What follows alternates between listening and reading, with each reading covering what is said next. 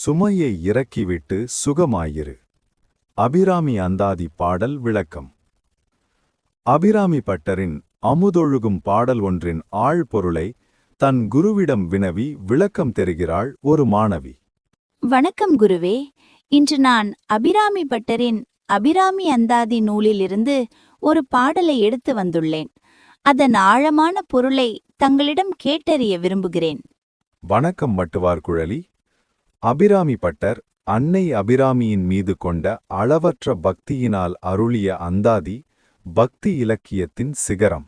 எந்த பாடல் அது? சொல். பாடல் இதுதான் குருவே. நன்றே வருகினும் தீதே விளைகினும் நான் அறிவது ஒன்றேனும் இல்லை, உனக்கே பரம்.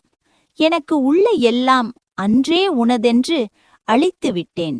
அழியாத குணக்குன்றே, அருட்கடலே, இமவான் பெற்ற கோமளமே. மகளே, நீ கேட்டிருப்பது சாதாரண பாடல் அல்ல. இது பக்தி மார்க்கத்தின் உச்சகட்டமான சரணாகதி பத்திரம், டாக்குமெண்ட் ஆஃப் சரண்டர். பொதுவாக மக்கள் கோவிலுக்கு சென்று என்ன கேட்பார்கள்? எனக்கு நல்லது நடக்க வேண்டும், கஷ்டம் வரக்கூடாது என்றுதானே கேட்பார்கள். ஆனால் அபிராமி பட்டர் அம்பாளிடம் எந்த நிபந்தனையும் விதிக்கவில்லை. நீ எனக்கு என்ன செய்தாலும் நான் ஏற்றுக்கொள்கிறேன் என்று கூறுகிறார். ஒரு குழந்தை தாயின் மடியில் முழுமையாக வீழ்வதைப் போன்ற உணர்வு இது. வா, ஒவ்வொரு வரியாக பார்ப்போம். மிக்க நன்றி குருவே. நன்றே வருகினும் தீதே விளைகினும் என்று முதல் வரி தொடங்குகிறது. நன்றே வருகினும் என்றால் நல்ல நிகழ்வுகள் நடந்தாலும், தீதே விளைகினும் என்றால் கெட்ட நிகழ்வுகள் நடந்தாலும் என்று புரிந்து கொண்டேன். சரியாக நான் புரிந்து கொண்டேனா குருவே? மிகச்சரியாக புரிந்து கொண்டாய் மட்டுவார் குழலி. நன்றே வருகினும் என்பதற்கு வாழ்க்கையில் இன்பம், வெற்றி, மகிழ்ச்சி, ஆரோக்கியம் போன்ற நல்ல விஷயங்கள் எது வந்தாலும் என்று பொருள். தீதே விளைகினும் என்பதற்கு துன்பம், தோல்வி, துயரம், நோய் போன்ற விரும்பத்தகாத விஷயங்கள் எது வந்தாலும் என்று பொருள். சுருக்கமாக சொன்னால், வாழ்க்கையின் எல்லா சூழ்நிலைகளையும் இந்த வாசகம் உள்ளடக்கியது. அடுத்து வருவது நான் அறிவது ஒன்றேயும் இல்லை. நன்றே வருகினும் தீதே விளையினும் நான் அறிவது ஒன்றேயும் இல்லை. எது வந்தாலும் சரி, அதை குறித்து நான் சிந்திப்பது எதுவுமில்லை. அதாவது சிந்தித்து மகிழ்வதோ கவலைப்படுவதோ எதுவுமில்லை என்பது இவ்வரியின் பொருள். ஒன்றேயும் இல்லை என்றால் ஒன்று கூட இல்லை, எதுவுமில்லை என்று அர்த்தம். ஒரு மனிதனுக்கு நல்லது நடந்தால் மகிழ்கிறான், கெட்டது நடந்தால் கவலைப்படுகிறான். இதுதானே இயற்கை. ஆனால் பட்டர் நன்மை வந்தாலும் தீமை வந்தாலும் எனக்கு அதை பற்றி எந்த சிந்தனையும் இல்லை, நான் அறிவது ஒன்றுமில்லை என்கிறாரே, இது எப்படி சாத்தியம்? அவர் என்ன உணர்ச்சியற்ற கல்லா? இல்லை மட்டுவார் குழலி, அவர் கல்லாக மாறவில்லை. அவர் சமநிலை அடைந்து விட்டார். நன்மை தீமை என்பவை நம் அகந்தை போடும் கணக்குகள். நமக்கு சாதகமாக நடந்தால் அது நன்மை, பாதகமாக நடந்தால் அது தீமை என்று நாம் பிரிக்கிறோம். ஆனால் உண்மையான பக்தன் எப்படி சிந்திப்பான் தெரியுமா? என் தாயான அபிராமிக்கு தெரியாதா எனக்கு எது தேவை என்று?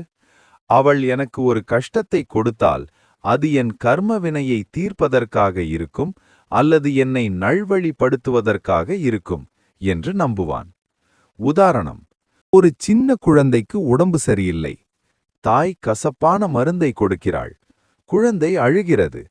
குழந்தையின் பார்வையில் அந்த மருந்து தீமை, ஆனால் தாயின் பார்வையில் அது நன்மை. பட்டர் சொல்கிறார், அம்மா, உன் அறிவுக்கு முன் என் சிற்றறிவு எம்மாத்திரம்.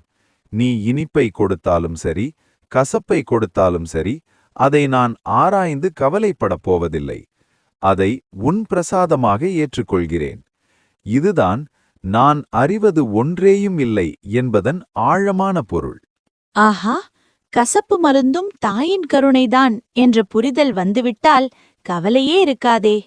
சரி குருவே, அடுத்த வரிக்கு வருவோம். உனக்கே பரம், எனக்கு உள்ள எல்லாம் அன்றே உனதென்று அழித்துவிட்டேன். இதில் பரம் என்றால் என்ன? அன்றே என்று எந்த நாளை குறிப்பிடுகிறார்? பரம் என்றால் இங்கே பாரம் என்று அர்த்தம். ஒரு குடும்பத் தலைவன், ஐயோ, நாளைக்கு என் பிள்ளையின் படிப்பு என்ன ஆகுமோ, என் வேலை என்ன ஆகுமோ என்று கவலை மூட்டையை தன் தலையில் சுமக்கிறான். பட்டர் அம்பாளை பார்த்து சொல்கிறார், தாயே, இனி என் வாழ்க்கையின் பொறுப்பு, பாரம் எல்லாம் உன்னுடையவை என்கிறார். இங்கே பகவான் ரமணர் சொல்லும் பிரசித்தி பெற்ற ரயில் வண்டி உதாரணம் நினைவுக்கு வருகிறது. ரயில் வண்டி உதாரணமா? அது என்ன குருவே? நீ ரயிலில் பயணம் செய்கிறாய். பயணச்சீட்டு வாங்கி உள்ளே ஏறிய பிறகு உன் கையில் உள்ள பெரிய பெட்டியை தலையிலேயே தூக்கி வைத்துக் கொண்டிருப்பாயா? மாட்டேன் குருவே. பெட்டியை கீழே வைத்துவிட்டு நிம்மதியாக தூங்குவேன். நான் தலையில் வைத்தாலும் கீழே வைத்தாலும் ரயில்தான் அதை சுமக்கப் போகிறது. மிகச்சரி. ரயில்தான் அம்பாள். நீ, நான் எல்லாம் பயணிகள். நம் கவலைகள்தான் அந்த கைப்பெட்டி. ரயில் ஏறிவிட்டேன். இனி ஏன் நான் சுமையை சுமக்க வேண்டும்? உனக்கே பாரம், பரம் என்று மூட்டையை கீழே இறக்கி வைக்கிறார் பட்டர். அடுத்து, எனக்கு உள்ள எல்லாம் அன்றே உனதென்று அளித்து விட்டேன் என்கிறார். தம் உடல், பொருள், ஆவி எல்லாவற்றையும் இவை என்னுடையவை என்ற மமகாரத்தை, மைண்ட்னஸ் ஐ விட்டுவிட்டு எல்லாம் உன்னுடையவை என்று ஒப்படைத்து விடுகிறார். இப்படி சுமையையெல்லாம் இறக்கி வைத்துவிட்டு சுகமாயிருப்பதுதான் பக்தியின் உச்சநிலை. அன்றே அழித்து விட்டேன் என்கிறாரே, அன்று என்பது எக்காலத்தை குறிக்கிறது? அன்றே என்றால் என்றைக்கு அம்பாளின் திருவருள் அவருக்கு கிடைத்ததோ, என்றைக்கு தம்மை உணர்ந்தாரோ அந்த ஞானம் பிறந்த அன்றைய நாள் என்று பொருள். அன்றே தம்மை முழுமையாக அம்பிகையிடம் ஒப்பு கொடுத்து விட்டார். அதன் பிறகு அங்கே நான் என்ற தனியிருப்பு இல்லை. நான் என்று ஒருவன் இருந்தால்தானே அவனுக்கு ஒரு சுமை இருக்கும்.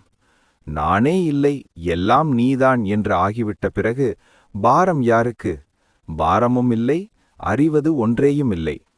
அன்றே என்றன் ஆவியும் உடலும் உடைமை எல்லாமும் குன்றே அணையாய் என்னை ஆட்கொண்ட போதே கொண்டிலையோ, இன்றோர் இடையோரு எனக்குண்டோ, எண்தோள் முக்கண் எம்மானே, நன்றே செய்வாய் பிழை செய்வாய் நானோ இதற்கு நாயகமே என்று மாணிக்கவாசகரின் திருவாசகமும் இந்த உயர்ந்த சரணாகதி நிலையை நமக்கு காட்டுகிறது. குருவே, இதுதான் உண்மையான சரணாகதியா? என்னுடையது எதுவும் இல்லை, எல்லாம் உன்னுடையவை என்று சொல்லும்போதே மனம் எவ்வளவு லேசாக ஆகிவிடுகிறது. கடைசி வரியில் அம்பாளை 3 விதமாக அழைக்கிறாரே, அதன் பொருள் என்ன? அழியாத குணக்குன்றே, அருட்கடலே, இமவான் பெற்ற கோமளமே.